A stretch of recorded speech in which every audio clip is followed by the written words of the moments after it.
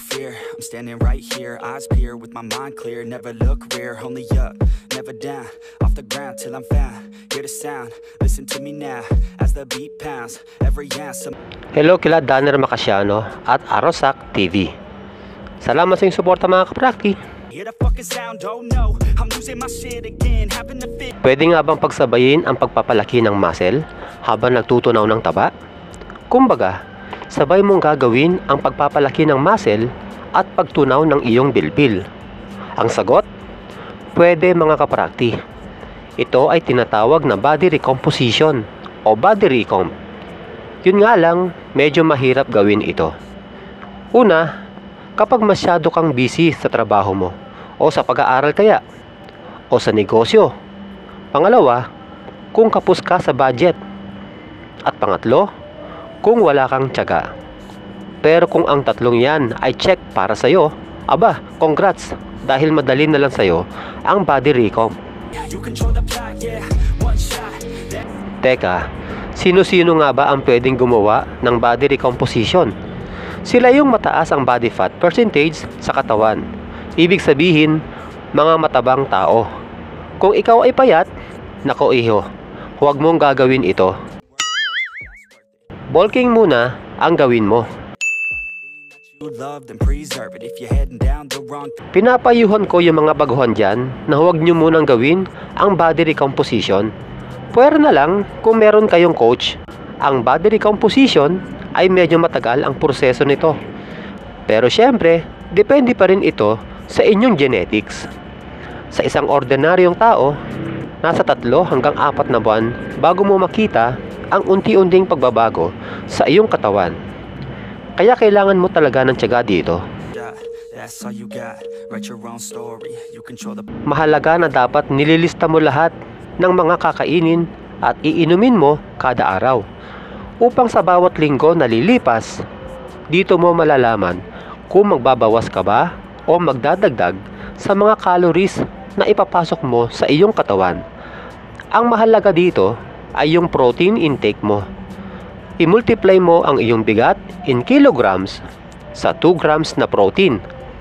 Kaya kung ang timbang mo ay 50 kilos, i-multiply ito sa 2, lumalabas na 100 grams na protein ang kailangan mo sa isang araw.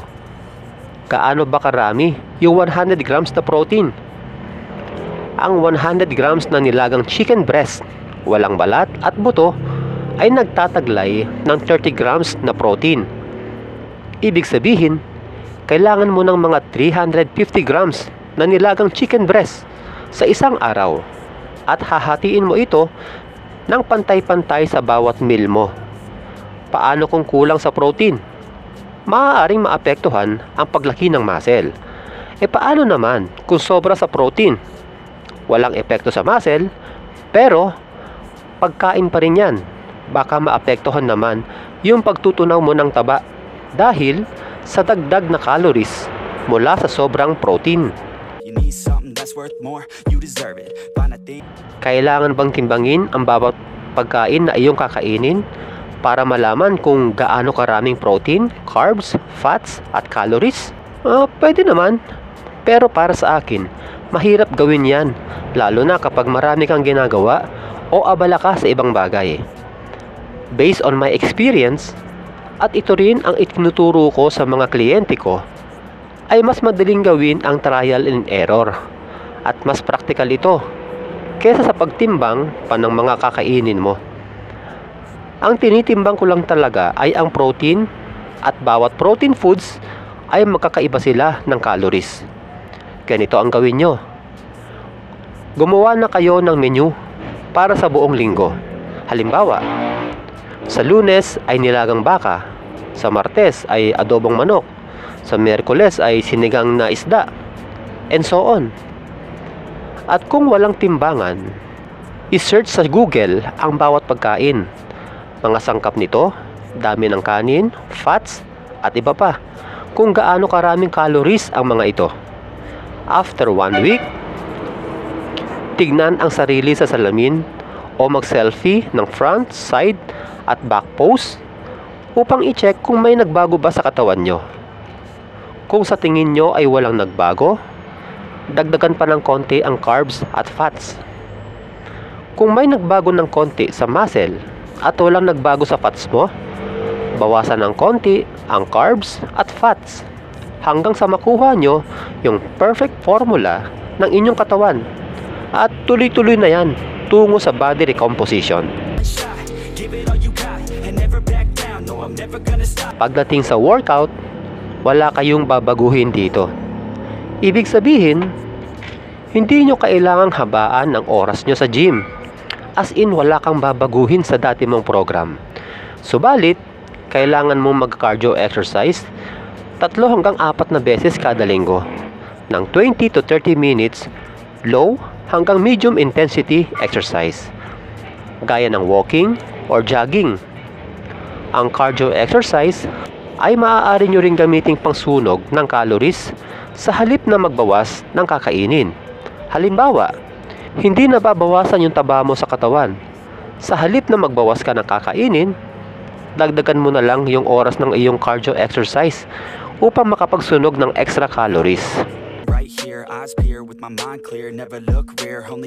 Mahalagang malaman nyo rin na hindi pwedeng sobrang bilis ng pagpayat mo. Dapat ay gradual o paunti-unti ang pagbabawas ng taba kada linggo. Dahil nakakasama sa kalusugan ang crash diet kung tawagin. At ito hindi sustainable o hindi pang matagalang solusyon para sa pagtutunaw ng taba. Dahil ang gusto natin ay ma-maintain ang ating nakamit na katawan upang hindi na tayo bumalik sa dati nating itsura. O paano mga kaprakti? Hanggang sa muli. God bless. That's all you got. Write your own story. You control the plot, yeah. One shot.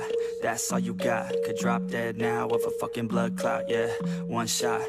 Give it all you got and never back down. No, I'm never gonna stop, yeah. One shot.